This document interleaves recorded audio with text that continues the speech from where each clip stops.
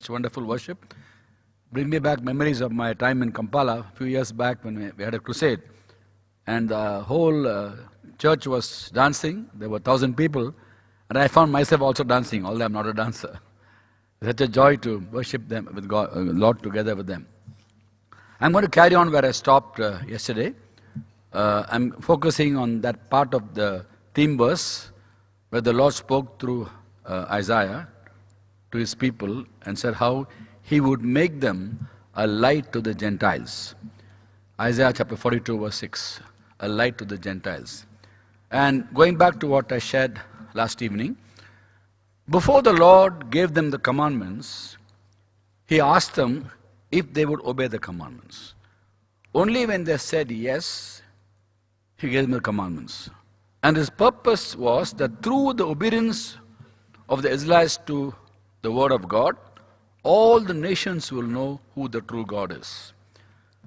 And we spoke about how yesterday, when I shared yesterday about how, when they failed to obey God, they were exiled in Babylon after Jeremiah prophesied.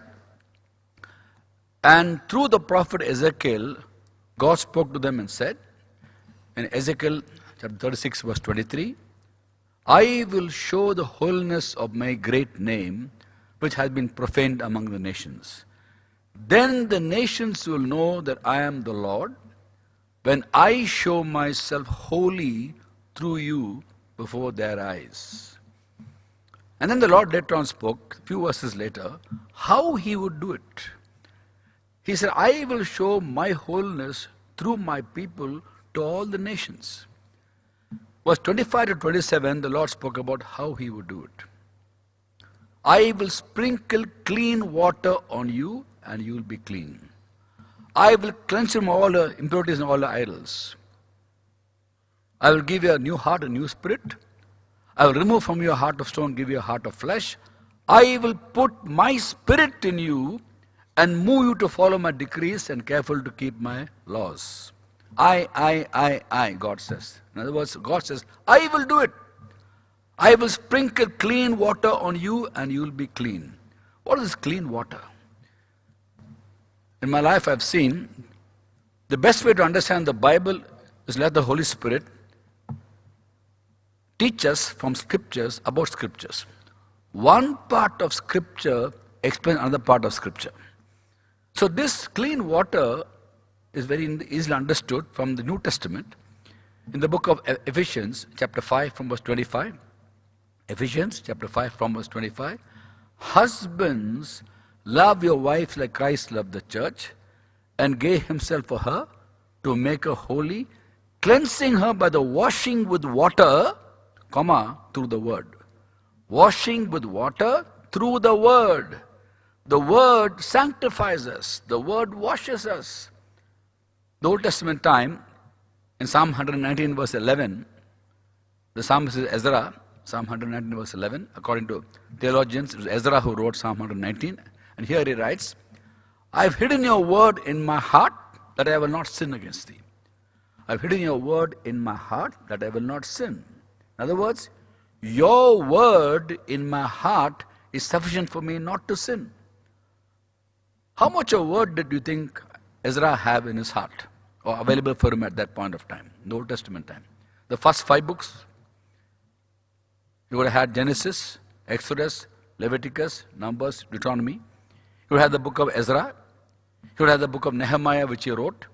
Psalm 119, 7, 8 books, maybe 10 books, let us say, 10 books he had. With those 10 books, was sufficient for him not to sin. How many books we have got? 66 books.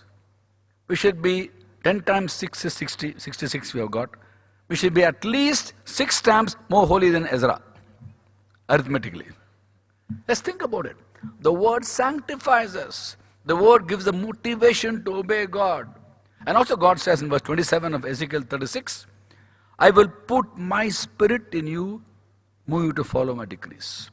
Now that I believe is a prophecy about New Testament believers also. Today, we are a chosen people, a royal priesthood, a holy nation. After saving us, He's called us to a holy life. 2 Timothy 1:9 says, He saved us and called us to holy life. This word holy means set apart. Very simple meaning, set apart. No more following the world, but following Jesus. And all the people who have been called out from following the world to follow Jesus, these people constitute the church. Church is ecclesia.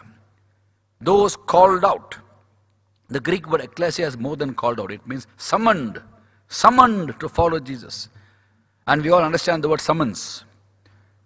Have you heard of court summons? The high court judge summons you to court. Letter comes from the high court. And how does the letter go? The honorable judge invites you to court. When you have time, come to court. It's an order. Summoned to come to court. Once we turn to Jesus, there's no other choice. There's one-way traffic. We can't go back to the world. So we are summoned to follow Jesus for our own benefit.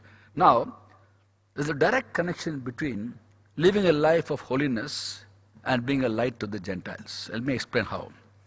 As we follow Him today, we'll manifest the peace and the joy of the Lord. Because today, as God's people, we are in His kingdom. We can today enjoy His kingdom.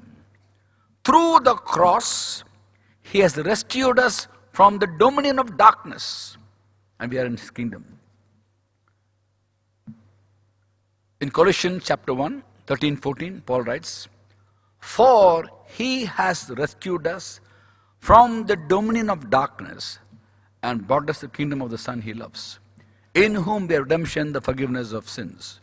Through the cross, you and me have entered into God's kingdom. We can today enjoy the kingdom of God.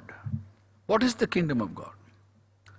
In Romans 14:17, Paul writes, For the kingdom of God is not a matter of eating and drinking, but of righteousness, peace, and joy in the Holy Spirit.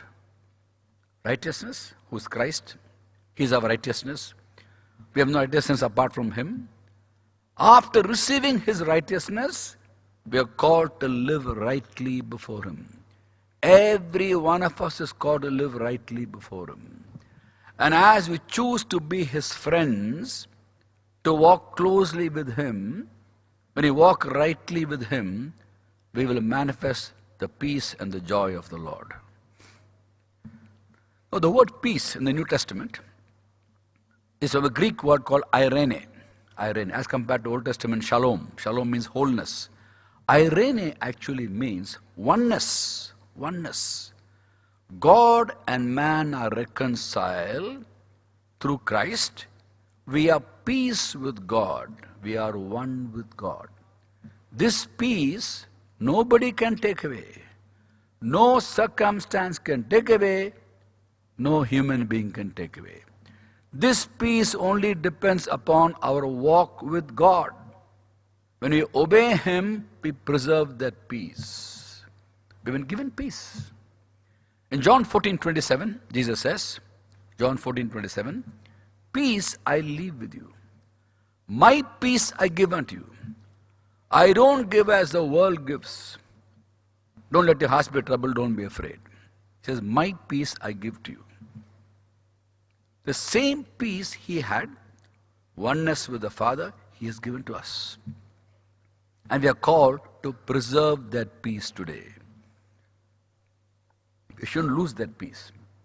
Supposing one of you gives me something to keep.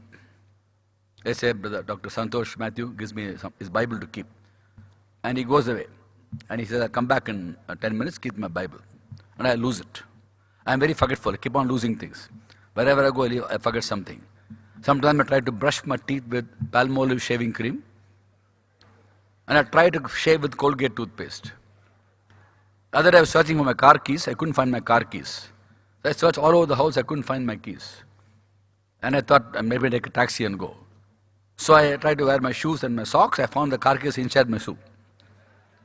Previous time when I came home after going out somewhere, I had the car key in my right hand. I removed my shoes, removed my socks, put the socks inside, put the car keys also inside. So I'm very forgetful. So if someone gives me something, I lose it. And Dr. Santosh gives me his Bible, says keep it. I lose it. When he comes back, Raj, where's my Bible? I have to explain to him why I lost it. He says, sorry, I'll look for it, I'll find it and give it to you. He gave something to me, I lose it, who's answerable to whom? I am answerable to him or he's answerable to me. Jesus gave us peace. When we lose peace, who's answerable to whom?